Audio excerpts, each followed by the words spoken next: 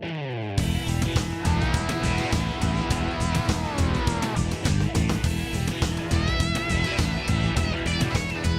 welcome back to Theatre Talk. Really delighted to have a special guest with us today, Mr. Sean Devine.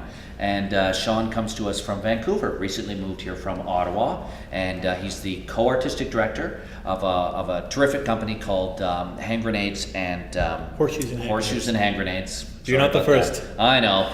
Horseshoes and Hand Grenades. Yep. And Sean's got a really exciting show that's going to be opening up at the Magnetic North Festival. Yep. Big festival sponsored by the NAC. So we're glad to have you here talking a bit about that. Thank you. Now, for people who don't know you and your company, before we talk about the show, can you tell us a little bit about you and this great company of yours? Yeah, I'll talk about Horseshoes and Hand Grenades. We've been in Vancouver for about 10 years.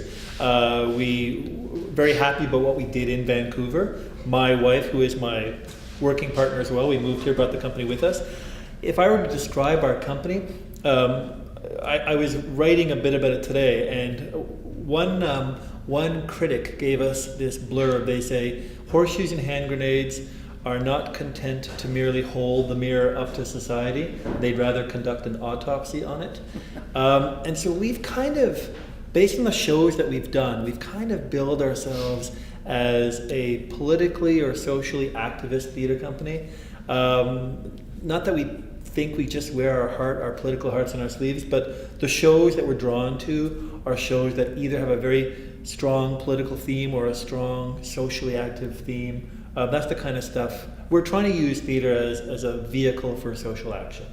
And this play is no exception to that mandate. Yeah, for sure. This is a very political play and very exciting. I know it was a big hit out in Vancouver, and now you've reworked it and you're bringing it here. But maybe you can tell the audience a little bit about it. So very briefly, it's based on a lot of. So now I'm talking as the playwright. A lot of the stuff I like to write about. I like to dramatize history. And so this play is about a real event that happened in 1965 where an American Quaker named Norman Morrison, he felt desperate to protest against the Vietnam War, and his course of action was to light himself on fire, to self-immolate at the Pentagon below the window of Secretary of Defense Robert McNamara.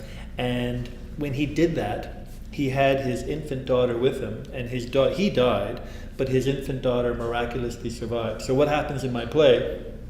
It's set in 1965, where Mr. Morrison does this action, but it's also set 35 years later in 2001, where the surviving daughter comes back to Washington to confront Robert McNamara just after 9/11 to try to get his support somehow to do something about the Afghanistan war, which is just starting. So some of the play is imagined by you as a playwright, and then some of it is based on fact. Wow, that's a really exciting premise. That sounds amazing. Cool. And you've got three great actors, two of whom I know. I know of the third. You've got local actor Brad Long, one of our favorite actors, Alexandra Devine, your partner, great actor, and Andrew Wheeler, who I've never met but I know is a great actor. He's fantastic. Andrew Wheeler he works clear across the country. And one thing we're really excited about, like this is a remount of the show we did in Vancouver. And we could have just brought every single artist from Vancouver and done it the same way. But we really do want to have a role and a place in Ottawa. And so we're thrilled. There's 17 people working on this production, and I think 11 of them at least are Ottawa-based. I consider myself Ottawa-based. But aside from the Ottawa-based artists, we have people from Vancouver, we have somebody from Montreal, we have somebody from Los Angeles, and somebody from Seattle. So the money's going all over the place. It's a national and international because you've got from Seattle as well. Wow, that's amazing. Now, as someone who's new to Ottawa now, we're very excited to have you here. I'm excited to be here. Your reputation precedes you. Thank you. Tell us about what you think about the Ottawa art scene. It's funny. I've thought about this so much. I have something to say that's both extremely optimistic and something to say that is not critical, but something that I'm strategically thinking about.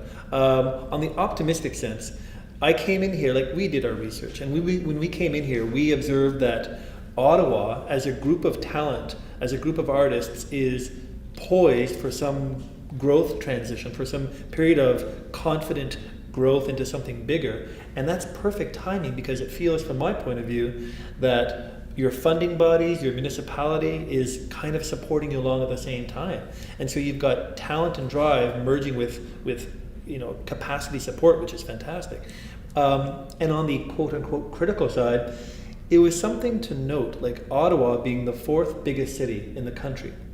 When you look at the actual infrastructure of what the theatre community is here, and you compare it to a city like Calgary, which is not as big a city, Calgary has so many more theatre companies and theatres and artists. And so that's something to wonder about and think about, and to examine why is that the case. And I can rhapsodize on why the answers are, but all that means is, with the good stuff I said before, there's just so much good room to grow. And you mentioned Mag North. Not only is my show as an Ottawa show, but the show you're in, Up to Low, and the show out of Wakefield, Ottawa, What Happened to the Seeker.